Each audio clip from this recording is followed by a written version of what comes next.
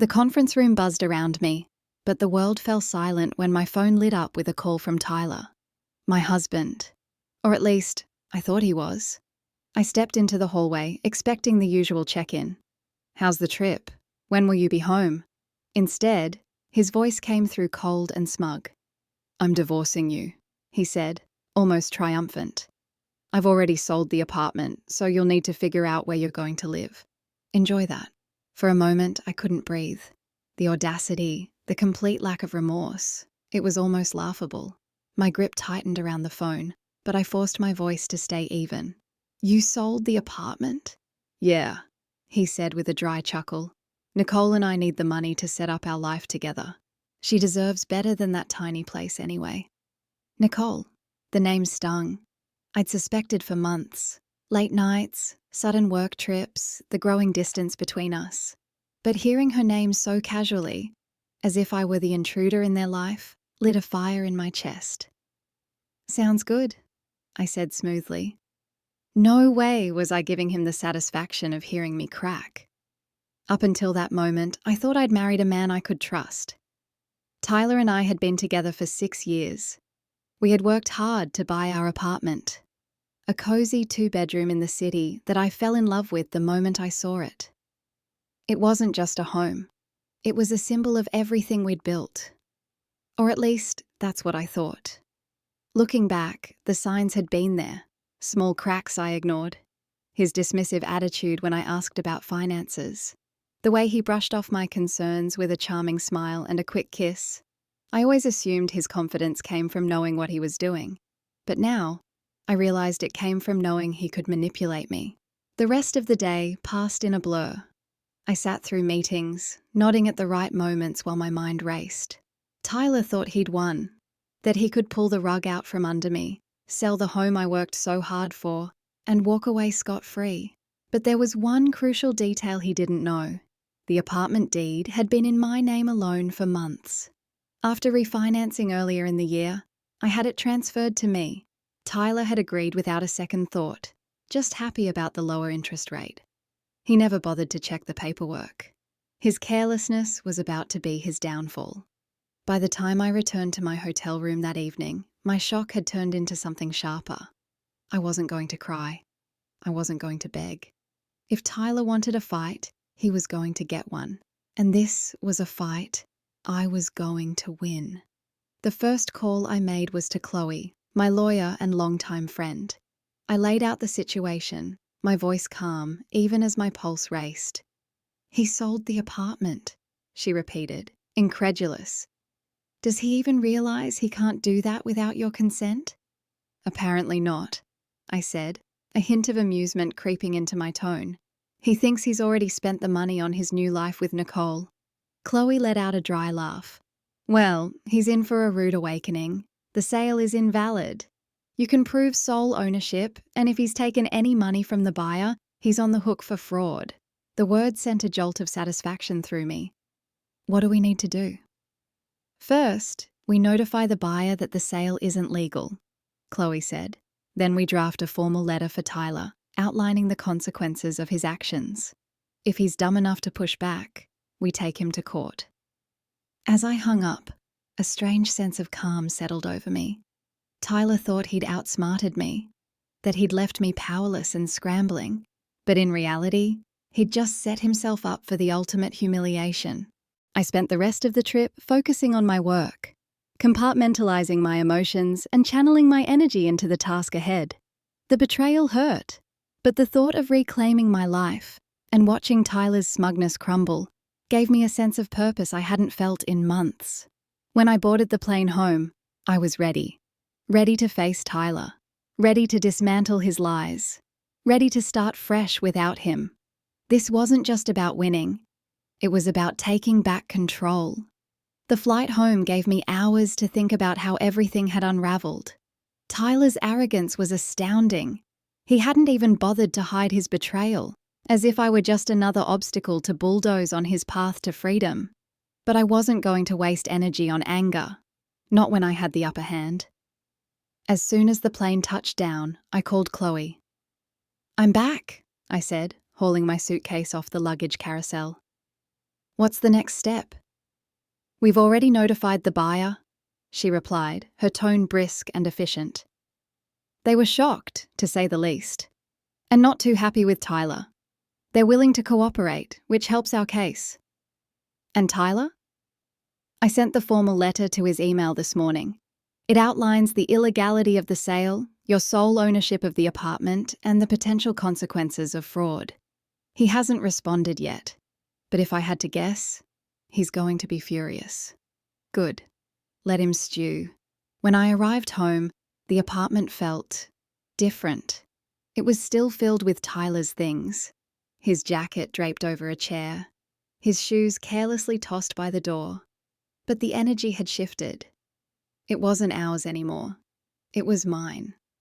I took a deep breath, set my suitcase down, and waited. The confrontation was coming. And right on cue, Tyler came storming in that evening, his face red with anger, his phone clutched in his hand. "What the hell is this?" he shouted, waving the letter Chloe had sent. "You're telling me I can't sell the apartment? It's half mine." "No, Tyler," I said, crossing my arms. "It's not. The deed has been in my name for months. You can't sell something you don't own." He froze, confusion flickering across his face before rage took over. "What are you talking about?" I grabbed the deed from the file I'd pulled earlier and held it up. "After we refinanced, I had the deed transferred to my name. You signed off on it, remember? Or did you just skim the paperwork like you always do?" For a moment, he said nothing. Then his expression twisted into a sneer. "You think you're so smart, don't you? This doesn't change anything.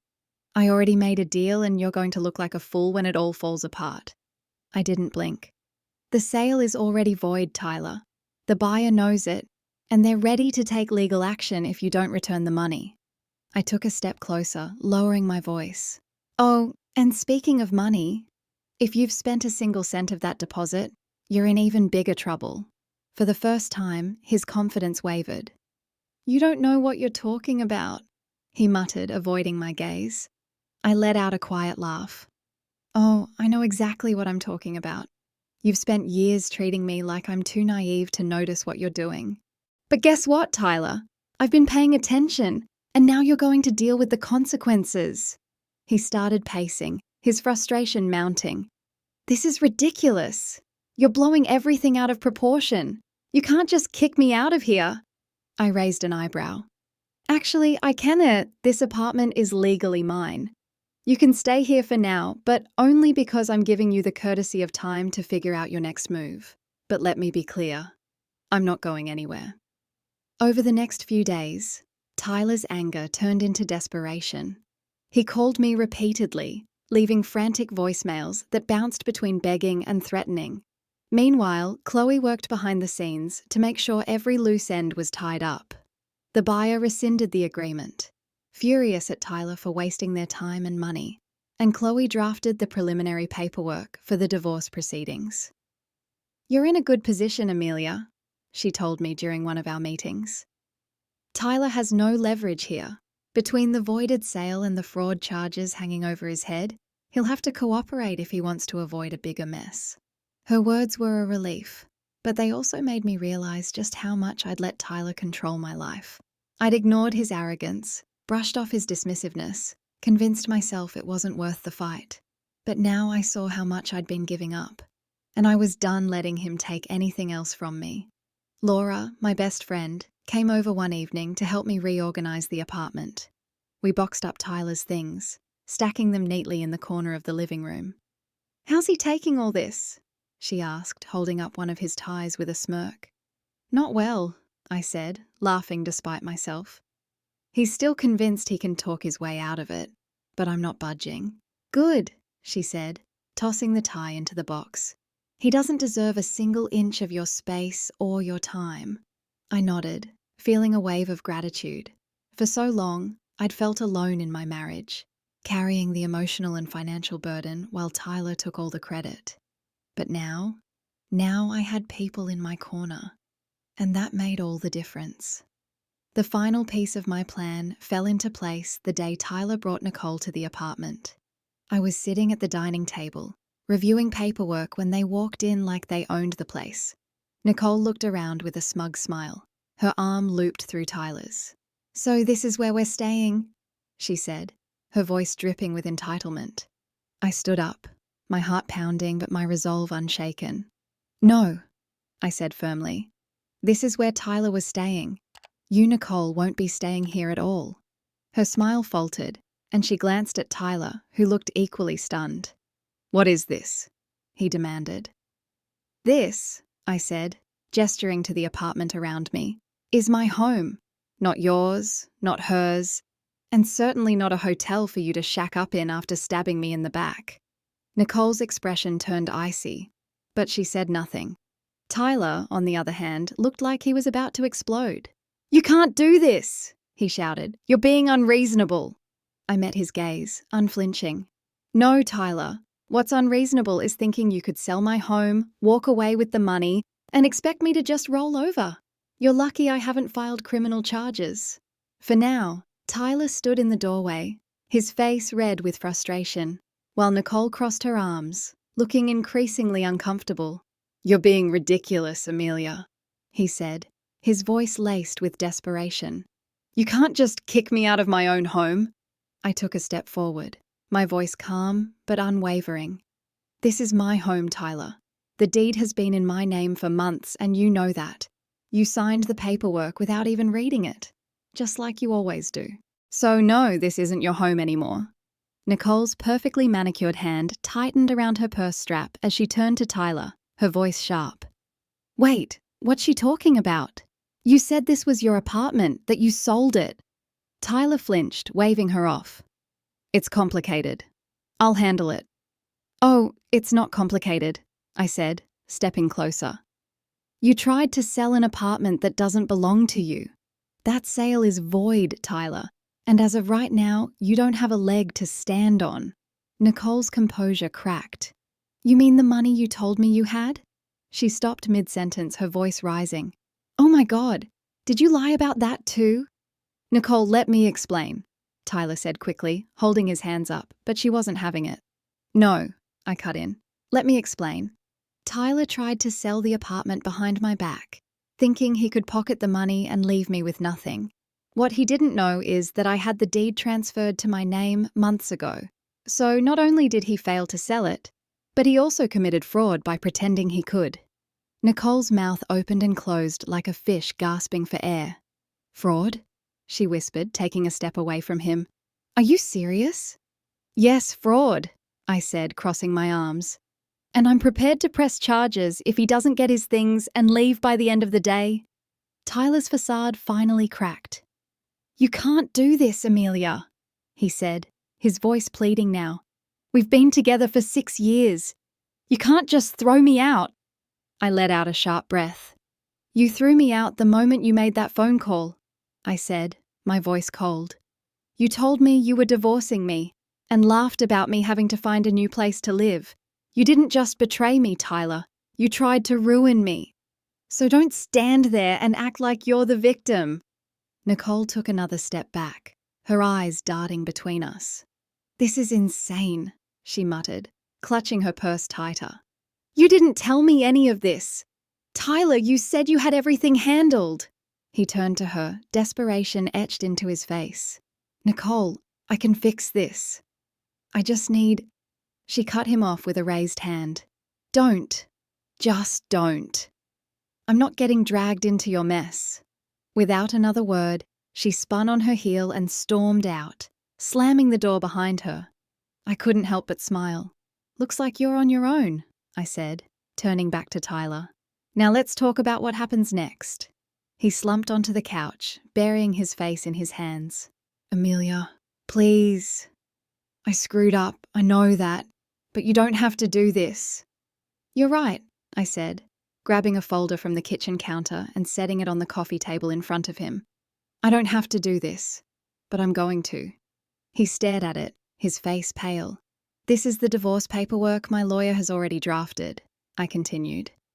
"I suggest you sign it quickly. The sooner you do, the sooner we can both move on." His fingers hovered over the folder, his shoulders slumping. "You really hate me that much?" I let out a bitter laugh. Hate you? I shook my head. No, Tyler, I don't hate you. I feel sorry for you. You had everything. Someone who loved you, a home we built together. And you threw it all away because you couldn't see past your own ego. I stood, my heart pounding but my resolve unshaken. I want you out of here by the end of the day. Take your things and figure out where you're going to stay. This is the last time I'm giving you any grace. He opened his mouth to argue but stopped himself. His shoulders sagged in defeat. Fine, he muttered. I'll go. Good, I said, walking toward the door. And don't even think about trying anything else. Chloe's handling everything now.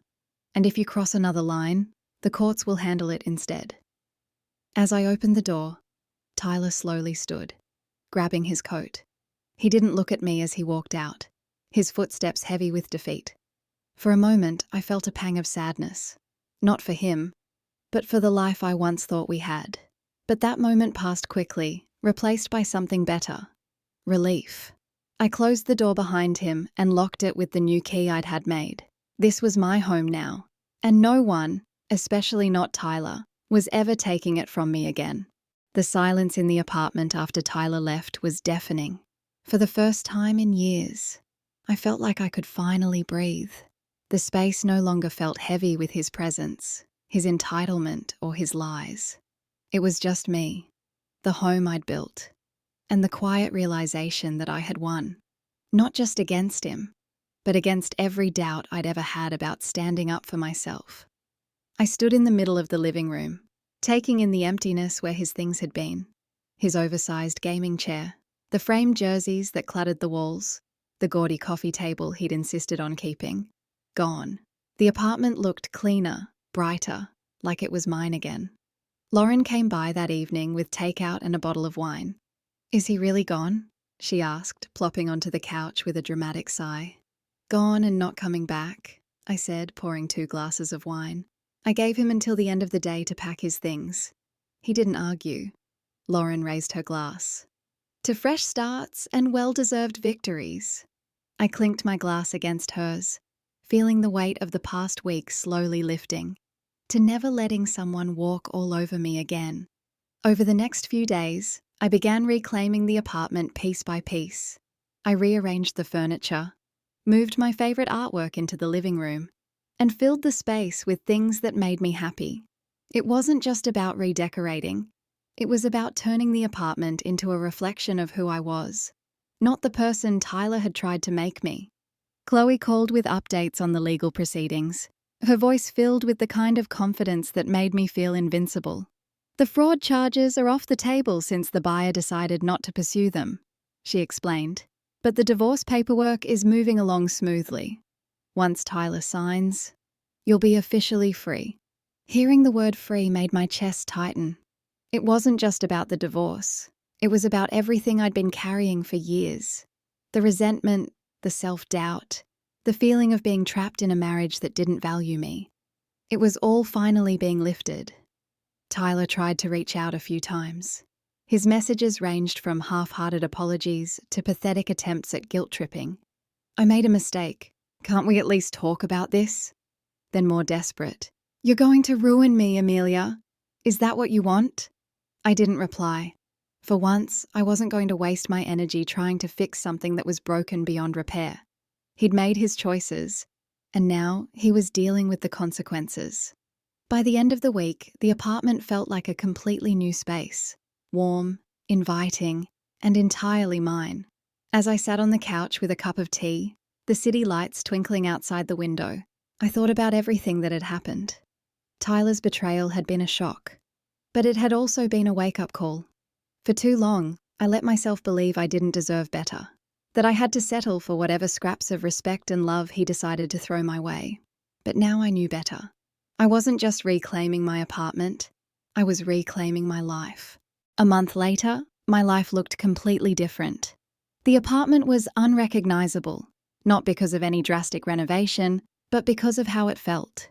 It was a space that reflected me, my tastes, my personality, my newfound independence. Without Tyler's clutter and overbearing presence, everything felt lighter, freer. The divorce was moving along smoothly. Chloe had handled everything with precision, making sure Tyler had no room to argue or complicate the process. He signed the papers without much fuss, likely realizing he had no leverage. No grand showdown, no emotional plea to work things out. Just a cold, clean break that felt both bittersweet and deeply satisfying. One day, while sorting through old papers, I came across a photo of Tyler and me from our early years together. We were smiling, arms around each other, full of hope and promise. I stared at it for a moment, letting the memories wash over me. There had been good times, moments when I truly believed we were building a life together. But those moments were gone, overshadowed by years of neglect, manipulation, and betrayal. I tucked the photo into an envelope and put it away in a drawer. It wasn't worth keeping out in the open, but I wasn't ready to throw it away either. It was a part of my past, but it didn't define me anymore. Lauren and I celebrated the finalized divorce with dinner and drinks at a rooftop bar downtown. "You're glowing," she said, raising her cocktail in a toast. "Single life suits you." I laughed, feeling a warmth I hadn't felt in years. "It's not the single life," I said. "It's the freedom. For the first time, I don't feel like I'm living under someone else's rules." We toasted to that, and as the night went on, I felt a growing sense of pride in myself. I had faced one of the hardest moments of my life and come out stronger. I wasn't just surviving, I was thriving. Back at home, I started planning for the future. The apartment had become more than a refuge. It was a symbol of everything I'd reclaimed. But I knew I wouldn't stay there forever. Someday, I'd move to a new place, one without any lingering shadows of my life with Tyler. Until then, I was determined to make the most of every moment in the space I had fought so hard to keep. As I curled up on the couch that night, a sense of peace washed over me. I thought about how Tyler had laughed during that phone call, so certain that he'd won. And I couldn't help but smile. His arrogance had been his downfall. My quiet strength had been my salvation. This wasn't just the end of a marriage. It was the beginning of a new chapter, one where I called the shots, one where I chose happiness on my own terms. And for the first time in a long, long time, I felt truly free.